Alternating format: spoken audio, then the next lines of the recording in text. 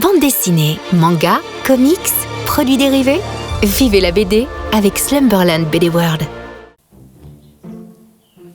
Aïe.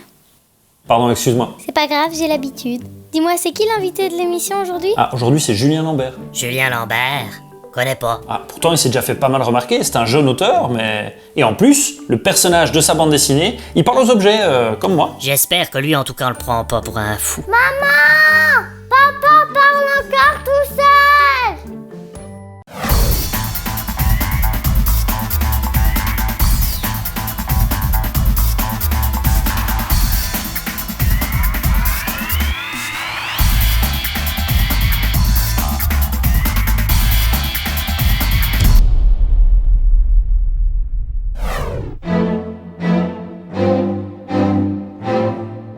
Ville-Vermine, c'est l'histoire de Jacques Peuplier, qui est une espèce d'enquêteur dont le job est de retrouver les objets perdus.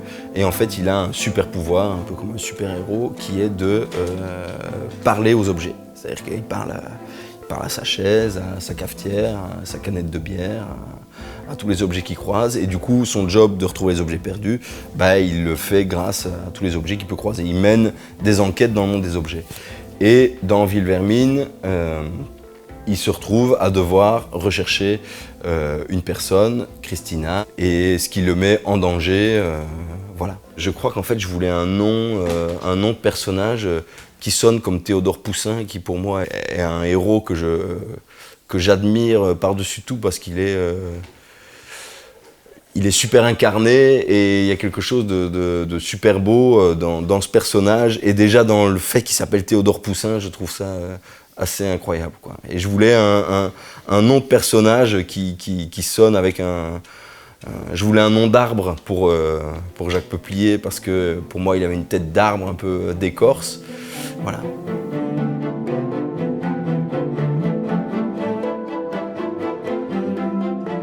Très tôt j'aime dessiner. Et très tôt, j'aime écrire des histoires aussi. Mes parents m'emmenaient pas mal à la bibliothèque. Eux-mêmes lisent de la bande dessinée, mais je crois comme un peu tout le monde en Belgique. Mon premier souvenir lié à la bande dessinée, il est très tôt. C'est un Astérix. Et je m'en rappelle très bien parce que je sais, avant d'arriver à lire, essayer de lire un strip de la page de gauche et puis un strip de la page de droite, comme si c'était une continuité, tu vois. Mais il y a aussi les Tintins. Les Tintins qui sont peut-être pas ceux que je préférais à l'époque, mais qui sont ceux que je lis le plus maintenant. Et les Bob et Bobette qui m'ont captivé pendant toute mon enfance, quoi. Et vers 11-12 ans, mes parents m'ont abonné à Spirou. Et là aussi, j'ai mangé de la bande dessinée à la sauce Spirou, quoi. Je me rends vite compte que le semi-réaliste aventure est un truc qui me parle pas mal, quoi. Dans le Spirou, j'ai plus de mal à lire la BD réaliste, notamment, vers laquelle, en tant que lecteur, je vais maintenant parce que je voudrais savoir ce qu'il y a à découvrir de ce côté-là, mais à laquelle, enfant, j'étais plus opaque, quoi. Voilà. Me dire concrètement, j'ai envie d'être auteur de bande dessinée, ça se passe au moment, à mon avis, du choix de mes études, avec le fait de choisir d'aller à Saint-Luc, à Liège, option bande dessinée, quoi. Quand je suis à Saint-Luc, je découvre plein de choses qui m'ont marqué profondément, la bande dessinée que je fais aujourd'hui. D'abord Mike Mignola, Nicolas de Crécy et ensuite Taiyo Matsumoto. Voilà, qui sont vraiment trois.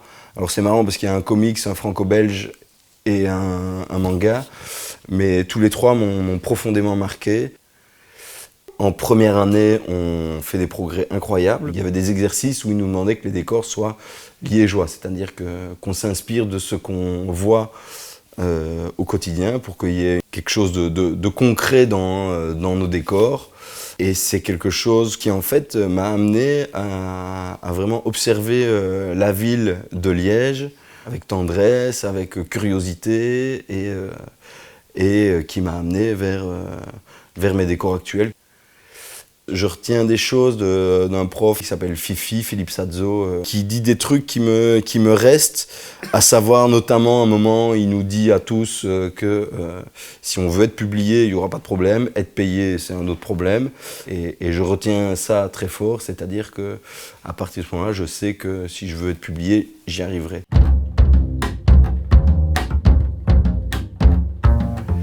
Mon projet de fin d'études à l'école, c'est les germes de l'histoire qui est dans Ville-Vermine aujourd'hui.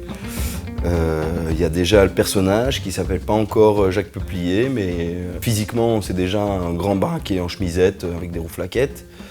Il y a déjà des insectes, il y a déjà des espèces de sbires en costume qui sont pas des hommes volants à l'époque, mais ils sont déjà là, déjà ces espèces de zombies. Il y a déjà un gamin. Voilà, tout ça est déjà là. Et donc, quand je sors de Saint-Luc, je me dis, qu'est-ce que je fais maintenant ? Moi, j'ai l'impression que j'ai arrêté de glander et que j'ai commencé à penser bande dessinée au moment où je finis mes études. C'est-à-dire, maintenant, j'ai plus un cadre où je fais de la bande dessinée parce que je suis inscrit pour en faire. Mais maintenant, il faut que je décide, est-ce que j'en fais ou pas, quoi.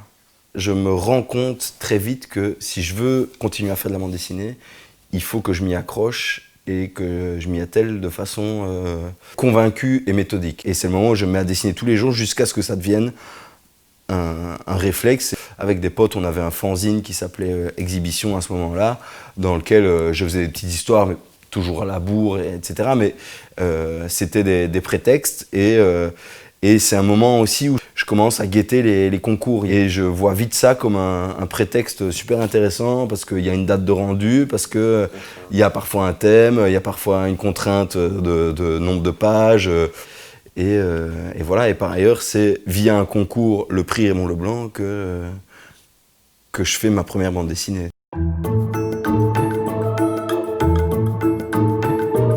Le principe du prix Raymond Leblanc, c'est qu'on envoie comme candidature ce qui ressemble très fort à un dossier d'éditeur.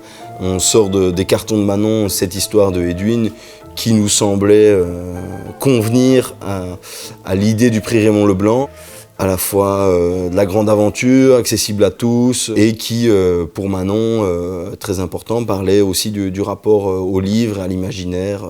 Et on s'est dit, là on a un dossier d'éditeur, on participe au concours, une fois qu'on a les résultats, qu'il y a un gagnant, ben, on a un dossier qu'on peut remodifier, on aura peut-être un avis dessus, on pourra peut-être refaire 2-3 choses, mais il est prêt, ou presque prêt, à envoyer à d'autres éditeurs, quoi. Et après on a eu la chance de gagner le concours et du coup de signer le contrat avec le Lombard.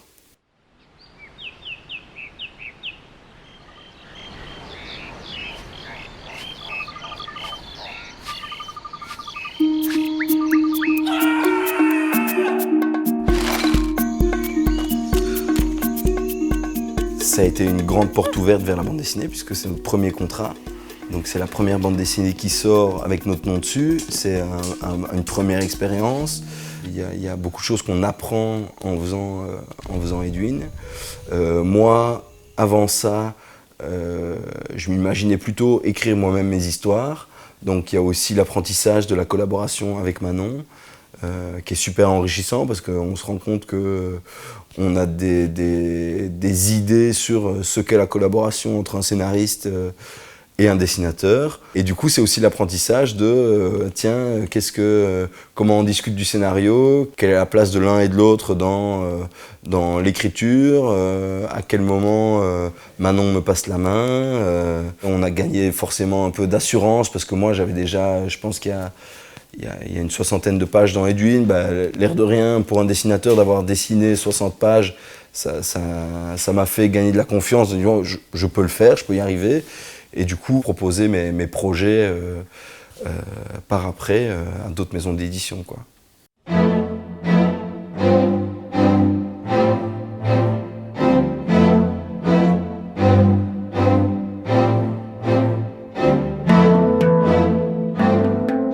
Avant Edwin, je suis déjà sur Ville-Vermine, qui s'appelle pas Ville-Vermine, qui s'appelle Insecte à ce moment-là. que j'ai déjà proposé avant qu'on gagne le prix Raymond Leblanc. Une fois que Edwin est terminé, je reprends mon dossier, que je retravaille, que je réenvoie aux éditeurs. Globalement, j'avais eu de quelques éditeurs des retours positifs me disant « Écoute, c'est bien, c'est pas pour nous, mais c'est bien ». Et moi, voilà, ça m'a encouragé, j'ai continué à envoyer. Sarbacane, je les connaissais parce que j'avais des connaissances qui avaient publié chez eux, mais j'avais encore jamais lu leur bouquin. Et quand j'ai envoyé à Sarbacane, j'ai eu très très vite une réponse très enthousiaste de Frédéric Lavabre, éditeur chez Sarbacane, qui m'a poussé à bosser avec eux.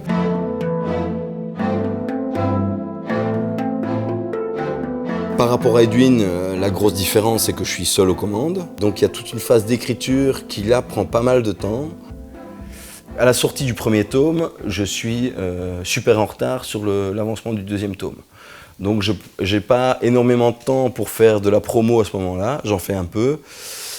Mais globalement, il y a peu de choses qui se disent sur Ville-Vermine.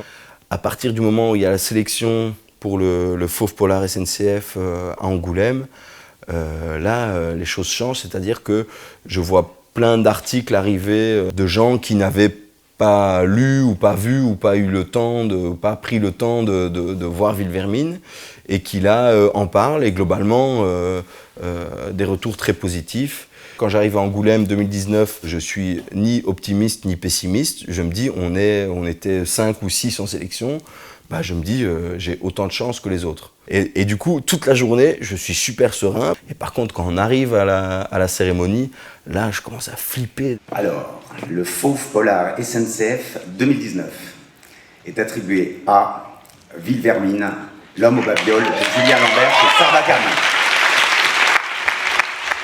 Je suis à ce moment-là bourré d'émotions, ce à quoi je ne m'attendais pas du tout avant d'être à la cérémonie, en fait. Quand je suis rentré d'Angoulême, il faut un peu de temps pour récupérer de la fatigue et des émotions, mais je me remets à ma planche très vite puisque en plus je suis en retard, mais sereinement pour avancer et boucler Ville-Vermine tome 2. C'est aussi lié à ma façon de bosser, j'en parlais tout à l'heure, je n'arrive pas à bosser sous pression. Que je sois en retard ou pas, la première chose que j'ai à faire quand je travaille, c'est être cool, être face à ma planche et travailler tranquillement, quoi. Ville-Vermine, pour moi, c'était la mise en place d'un univers et d'un personnage, Jacques Peuplier, qui est donc ce mec qui parle aux objets. Et moi, depuis toujours, en fait, j'ai toujours pensé comme une série, parce que moi, en tant que lecteur, enfant, adolescent, c'est ce que je lisais. Et du coup, là, j'ai la chance de refaire une aventure avec Jacques Peuplier, donc un nouveau tome de Ville-Vermine, qui n'est pas la suite des tomes 1 et 2, mais qui est une nouvelle aventure, quoi.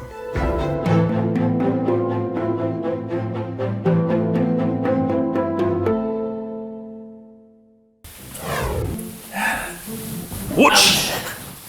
Je suis désolé. T'aurais pas pris 2 kilos ou 3 toi par hasard? Oui, mais ça va, oui je sais. Alors je serai toi, je me ferai un petit peu plus petit parce que sinon tu vas terminer en copeaux mon grand, ok?